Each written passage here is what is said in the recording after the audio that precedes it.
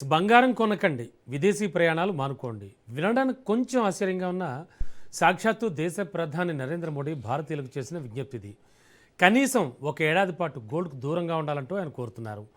భారతీయ సంస్కృతిలో బంగారం అంటే కేవలం ఆభరణం కాదు, అదొక సెంటిమెంట్.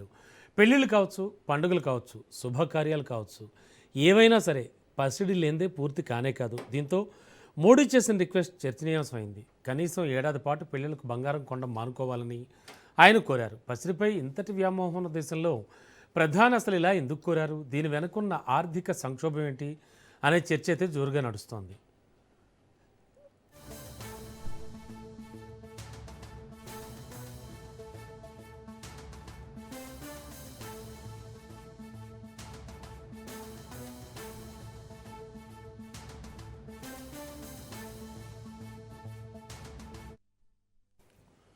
భారత్ ప్రపంచంలోనే రెండో అతిపెద్ద బంగారు వినియోగదారులు. ఏటా సగటున 700 నుంచి 900 టన్నుల బంగారాన్ని మనం దిగుమతి చేసుకుంటున్నాం. ఇక్కడే అసలు సమస్య మొదలవుతోంది.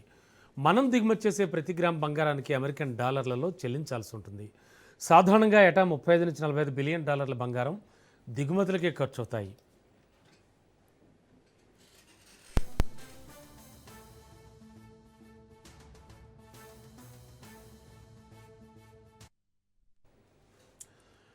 భారతదేశంలో ఏటా సుమారు 10 నుంచి 12 మిలియన్ల వివాహాలు జరుగుతూ ఉంటాయి. అక్టోబర్ నుంచి ఫిబ్రవరి వరకు ఉండే పెళ్లిళ్ళ సీజన్లోనే దేశంలో అత్యధికంగా బంగారం అమ్ముడవుతూ ఉంటుంది.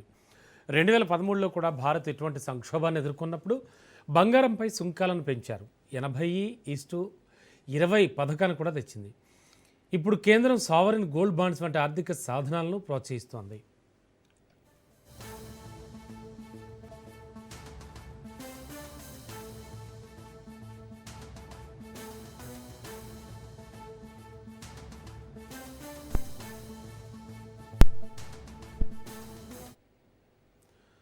చరిత్ర పునరావృతమవుతోందన్న మాట అక్షర సత్యమైంది. కాలం మారుతోంది, నాయకులు మారుతారు, కానీ దేశ ఆర్థిక భద్రత విషయంలో తీసుకునే కొన్ని నిర్ణయాలు చరిత్రను గుర్తుకు తెస్తూ ఉంటాయి. సరిగ్గా 59 ఏళ్ల క్రితం నాటి ది హిందూ పత్రిక క్లిప్పింగ్ ఇప్పుడు సోషల్ మీడియాలో వైరల్ అవుతోంది. అందుకు కారణం నాడు ప్రధాని ఇందిరాగాంధీ, నేడు పీఎం నరేంద్ర మోడీ భారతీయులకు చేసిన ఒకే రకమైన విన్నపం.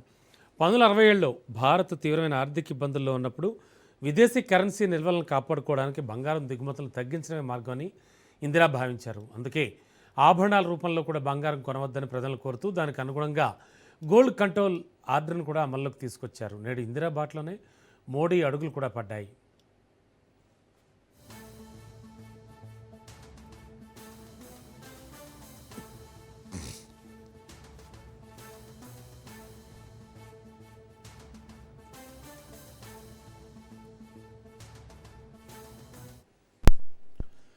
ప్రస్తుతానికి డాలర్తో పోలిస్తే రూపాయి విలువ రికార్డు స్థాయిలో 95.31 పడిపోయింది. ప్రపంచవ్యాప్తంగా ఆర్థిక యుద్ధం నడుస్తోంది. యుద్ధంలో గెలవాలంటే భారత్ దగ్గర ఫారెక్స్ రిజర్వ్స్ అనేటువంటి ఆయుధం బలంగా ఉండాలి. కానీ ఆ నిల్వలు ఇప్పుడు వేగంగా తరుగుతున్నాయి. మనం చేసే ప్రతి చిన్న పొదుపు దేశాన్ని కాపాడే అవకాశం అయితే ఖచ్చితంగా ఉంది. సో బంగారం కొనకండి, విదేశీ ప్రయాణాలు మానుకోండి. వినడానికి కొంచెం ఆశ్చర్యంగా ఉన్నటువంటి ఈ స్లోగన్స్ సాక్షాత్తు దేశ ప్రధాని నరేంద్ర మోడీ భారతీయులకు చేసినటువంటి విజ్ఞప్తి. ప్రస్తుతానికి ఇది వైరల్ అవుతోంది. అసలు యాక్చువల్లీ ఏం జరుగుతోంది, ఎందుకు బంగారం కొనద్దు, అలాగే విదేశీ ప్రయాణాలు ఎందుకు మానుకోవాలి అంటే వీటన్నిటికీ సంబంధించి రిలేట్ అయి ఉన్నటువంటి ఆర్థిక విషయం ఏంటి, ఇవన్నీ కూడా డిస్కస్ చేద్దాం. అలాగే మరింత విశ్లేషణ తీసుకుందాం. మాధవిరెడ్డి గారు ఆర్థిక రంగ నిపుణులు మనతో పాటు లైవ్లో సిద్ధంగా ఉన్నారు. Ma'am good afternoon. Good afternoon అండి.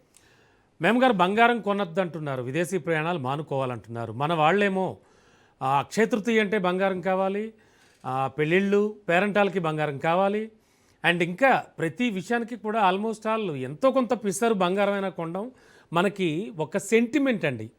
ఎలా చూడాలి దీన్ని అంటే ఇప్పుడు ఈ విషయంతో ముడిపడి ఉన్న విషయాలు చాలా ఉన్నాయంటున్నారు. ఏం జరుగుతోంది మేడం? సో సెంటిమెంట్ వరకు ఉంటే ఊరికే ఉంది అనుకుంటున్నారా? లేకపోతే గోల్డ్ బయింగ్ ఇండియాలో ఒక అబ్సెషన్ అలాగా క్రియేట్ అయిందని మీరు అనుకుంటున్నారా? So everyone is saying obsession అనే మనము చెప్పొచ్చండి. అంటే ఇంపార్టెంట్ అంటే ఆయనేమి పూర్తిగా మీరు బంగారం కొనొద్దు అట్లా ఏమి అనడానికి లేదండి. ఇంపార్టెంట్ అంటే మీ ఇంట్లో పెళ్లుంటుంది, శుభకార్యం ఉంటుంది. అంతవరకు మీరు ఎవరైతే గోల్డ్ నిజంగా అది అవసరం ఉందో, ట్రెడిషనో లేకపోతే శుభకార్యం ఉందో తప్పకుండా. బట్ ఎంతమంది అవసరం లేకుండా వెళ్లి షాపుకు వెళ్లి కొంటున్న వాళ్ళు ఎంతమంది ఉంటున్నారండి? చాలా మంది, చాలా మంది. అంటే మనమందరం అనుకున్నాము రూ. 1,00,000 దాటేస్తే గోల్డ్ ఎవరు కొనరు. లేకపోతే 1,50,000 దాటితే గోల్డ్ ఎవరు కొనుక్కోరు. అదేం లేదండి. So that's obsession.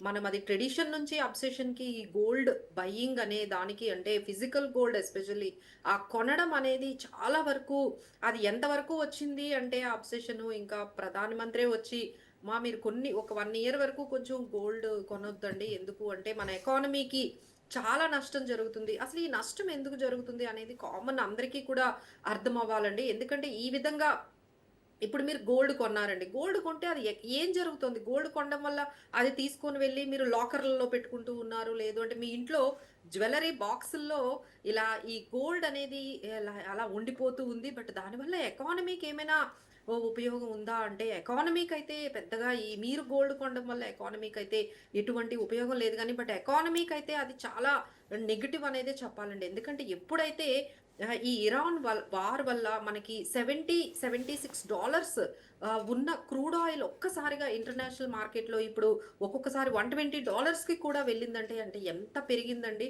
సో దీనివల్ల ప్రతిసారి అంటే ఈ క్రూడ్ ఆయిల్ మన దగ్గర ఏమి ప్రొడక్షన్ ఉండదండి. సో దాదాపుగా 85% మనము తెచ్చుకుంటాము. అసలు క్రూడ్ ఆయిల్ లేనిదే, గ్యాస్ లేనిదే మనం అందరం చూసాం కదండీ!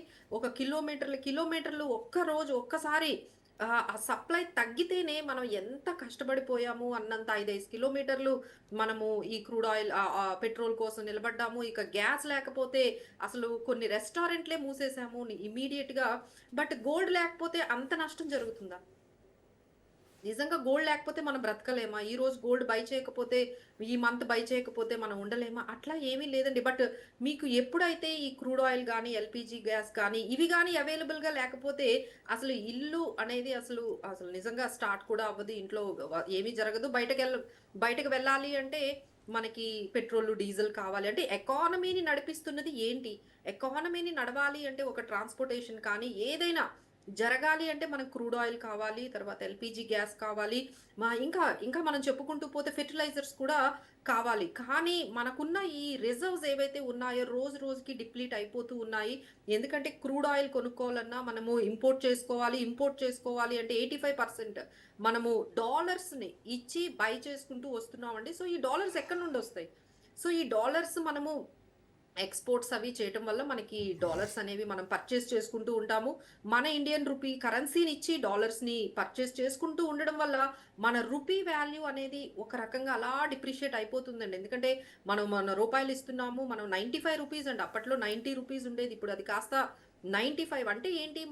మన రూపాయి విలువ అనేది రోజు రోజుకి అట్లా నెలకి అలా తగ్గుకుంటూ రూ. 95 వరకు వచ్చేసింది. ఇక గోల్డ్ విషయానికొస్తే గోల్డ్ కూడా మన దగ్గర ఏమి ప్రొడక్షన్ ఉండదండి. గోల్డ్‌ని కూడా మనము వేరే కంట్రీస్ నుంచి ఇంపోర్ట్ చేసుకోవాల్సిందే. దాదాపుగా ఇండియాకొస్తున్న మీరు కొంటున్న ఏదైతే గోల్డ్ ఉందో అది దాదాపుగా 90% మనం వేరే కంట్రీస్ నుంచి డాలర్స్ ఇచ్చి మనం కొనుక్కుంటున్నాం. ఇప్పుడు మీ దగ్గర డాలర్స్ గవర్నమెంట్ దగ్గర ఉన్నాయంటే మీకు క్రూడ్ ఆయిల్ కొని తెచ్చి ఇవ్వాలా? లేకపోతే గోల్డ్ కొని తెచ్చి ఇవ్వాలా అండి?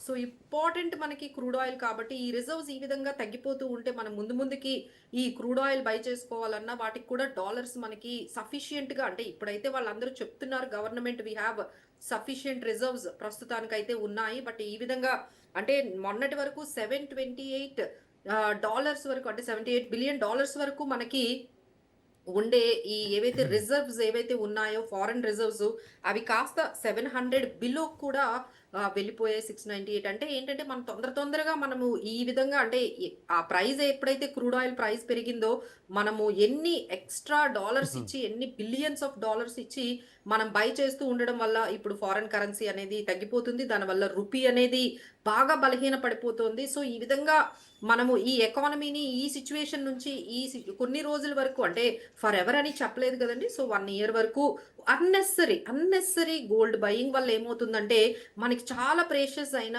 మన ఫారెన్ రిజర్వ్స్ దాంతో మనం క్రూడ్ ఆయిల్‌ని, గ్యాస్‌ని ఇంపోర్ట్ ఫెర్టిలైజర్స్‌ని ఇంపోర్ట్ చేసుకోవాల్సిన ఆ అమౌంట్‌తో మనం గోల్డ్‌ని తెచ్చుకోవడం యా ఎంతవరకు మ్యామ్. కరెక్ట్? ఎస్. హ్మ్.